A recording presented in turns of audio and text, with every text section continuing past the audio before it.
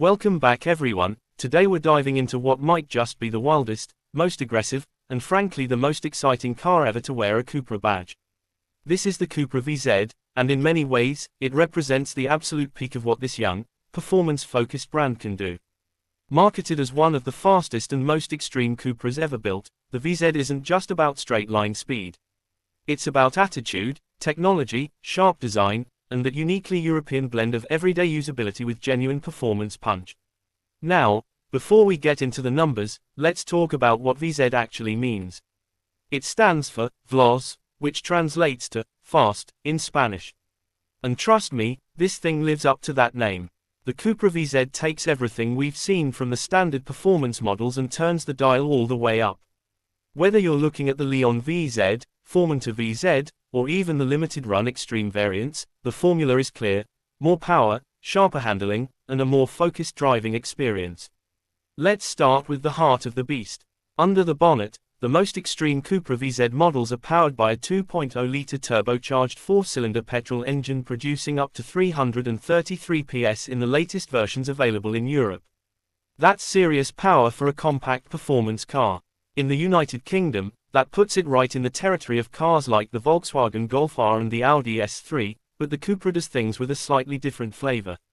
Power is sent to all four wheels through a 7-speed DSG dual-clutch automatic gearbox.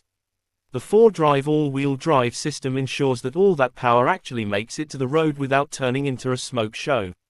And the result? A 0 to 62 miles per hour time of around 4.8 seconds, depending on specification.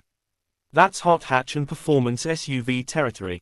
In real-world UK driving conditions, that means effortless overtakes on A roads, confident grip in wet weather, and a sense of security when you put your foot down. But straight-line speed only tells half the story. What really sets the Cupra VZ apart is how it handles.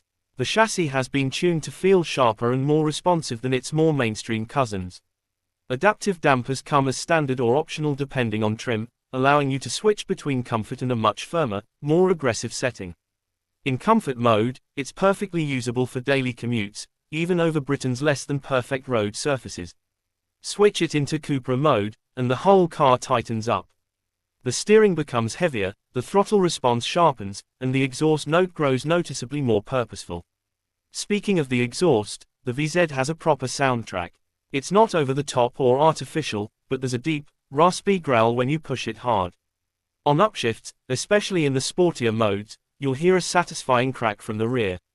It adds drama without becoming tiring on longer motorway journeys, which is exactly what you want from a car that's meant to do it all. Now let's talk about design, because Cupra has always been about making a statement. The VZ looks aggressive even when it's standing still. Up front, you've got sharp LED headlights, a sculpted bonnet, and large air intakes that give it a serious road presence. The copper accents, a Cupra's signature, contrast beautifully against darker paint colors and make the car instantly recognizable. Around the back, quad exhaust outlets, a pronounced rear diffuser, and a subtle roof spoiler complete the performance look. In the UK market, where understated performance is often appreciated, the Cupra VZ strikes a clever balance. It's more distinctive than something like a Golf R, yet it doesn't scream for attention in the way some hardcore hot hatches do. It's stylish, modern, and slightly rebellious, which suits the brand's identity perfectly. Step inside, and the interior continues that sporty theme. You're greeted by bucket-style sports seats that hold you firmly in place during enthusiastic driving. Depending on the spec, you can get them in leather or a high-quality suede-like material. The steering wheel features a flat bottom and often includes a dedicated Cupra mode button, giving you quick access to the car's most aggressive setting. There's also a start button integrated into the wheel in some versions, which adds a bit of theater every time you fire it up. The digital cockpit is crisp and configurable, allowing you to prioritize navigation, performance data, or traditional dials. The central infotainment screen is large, responsive, and packed with features including Apple CarPlay and Android Auto, both essential for UK drivers navigating busy cities or heading out on long road trips. Climate controls are integrated into the screen, which may divide opinion, but once you're used to it, the system is intuitive enough. Practicality is another area where the Cupra VZ impresses. If you go for the Formentor VZ, for example, you get SUV-like practicality with a decent boot capacity and enough rear seat space for adults. If you opt for the Leon VZ hatchback or Estate, you'll find it even more versatile. The Estate version, in particular, offers serious load space, making it ideal for families who don't want to sacrifice performance for practicality.